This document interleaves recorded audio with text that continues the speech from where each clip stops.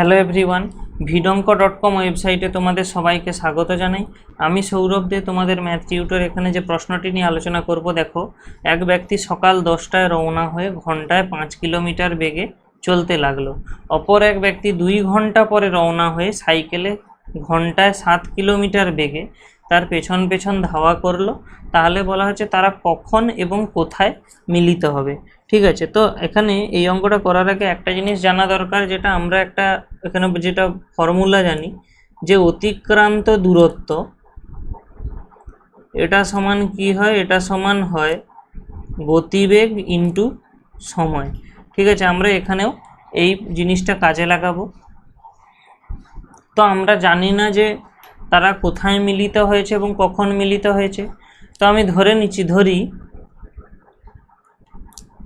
তারা এবারে দেখো, তারা দুজনই একই জায়গা থেকে যাত্রা শুরু করেছে। তো আমরা ধরি তারা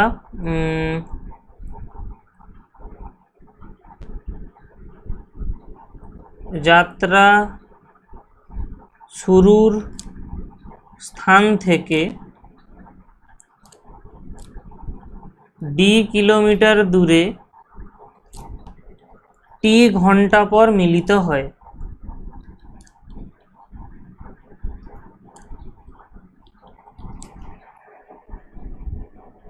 ঠিক আছে, আচ্ছা, টি ঘন্টায় মিলিত হয়, টি ঘন্টা পর মিলিত হয়, এটা আমি ধরে নিচ্ছি প্রথম ব্যক্তির, মানে তারা যাত্রা শুরুর স্থান থেকে ডি কিলোমিটার দূরে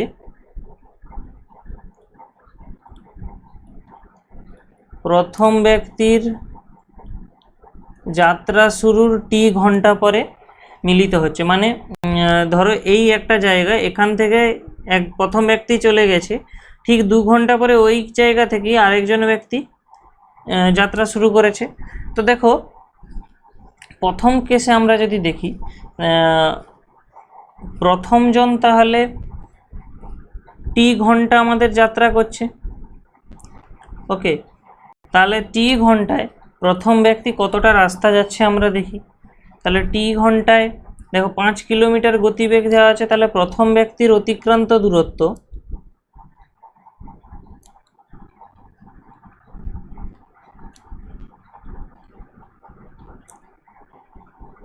টি ঘন্টায়, ঠিক আছে, প্রথম ব্যক্তি টি ঘন্টায় অতিক্রান্ত দূরত্ব কত হবে না 5 টি কিলোমিটার।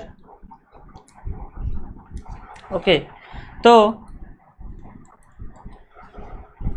দ্বিতীয় ব্যক্তি, তাহলে প্রথম ব্যক্তি যদি তাদের যদি টি ঘন্টা পর পরস্পরের দেখা হয় এবং প্রথম ব্যক্তি টি ঘন্টা চলে যাচ্ছে, তাহলে দ্বিতীয় ব্যক্তি কত যাবে, টি-2 ঘন্টা, কারণ দ্বিতীয় ব্যক্তি কি 2 ঘন্টা পরে যাত্রা শুরু করছে। তাহলে দ্বিতীয় ব্যক্তির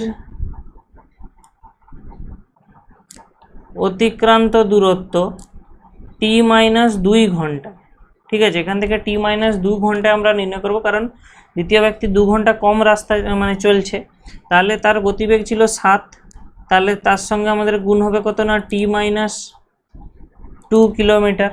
ওকে, তো দেখো, এই যে দুজন যে অতিক্রান্ত যে দূরত্বটা তাদের হবে, তো সেটা আমি কি বলেছিলাম, ডি ধরছি। তাহলে দুটো কেসেই আমি ওটাকে ডি দিয়ে লিখতে পারছি। তাহলে দুটোই যদি ডি হয়, তাহলে আমরা কি তুলনামূলক পদ্ধতির সাহায্যে আমরা একটাই জিনিস এখান থেকে বলতে পারি যে 5t সমান 7t-2। তাহলে কি আসছে দেখো, এখান থেকে না 5t সমান 7t-14। তো এই -14কে আমি ডান দিকে আনছি, এই 5tকে বাম দিকে আনছি, তাহলে অ্যাকচুয়ালি আমরা পাবো কি না 7t-5t = 14।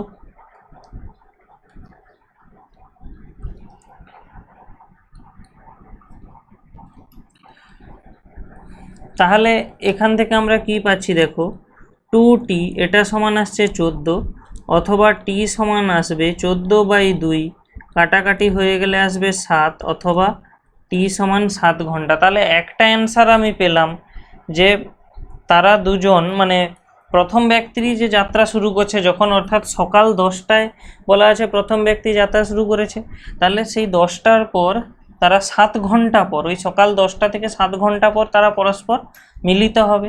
এবারে কত দূরে মিলিত হবে না, তারা যেহেতু একই জায়গা থেকে যাত্রা শুরু করছে, তাহলে আমরা ডির মান অলরেডি আমরা কি পেয়েছিলাম, প্রথমের ক্ষেত্রে ডির মান আমাদের দেখো ছিল একটা 5t, তাহলে এখানে আমরা টির মান যদি 7 বসিয়ে দিই তাহলে আমরা কি পাবো না 5 × 7, তাহলে এখান থেকে আমরা ডির মান পেয়ে যাবো 35 কিলোমিটার। তাহলে আমাদের এখানের যে কোশ্চেনের অ্যান্সারটা চাওয়া হচ্ছে, কি বলা হচ্ছে না কখন এবং কোথায় মিলিত হবে, তাহলে কখন মিলিত হবে, অতএব তারা মিলিত হবে সকাল 10টার সঙ্গে আমরা 7 ঘন্টা যদি যোগ করি, আমরা অ্যাকচুয়ালি এখান থেকে পাবো বিকাল 5টা। তাহলে তারা মিলিত হবে বিকাল 5টায় ও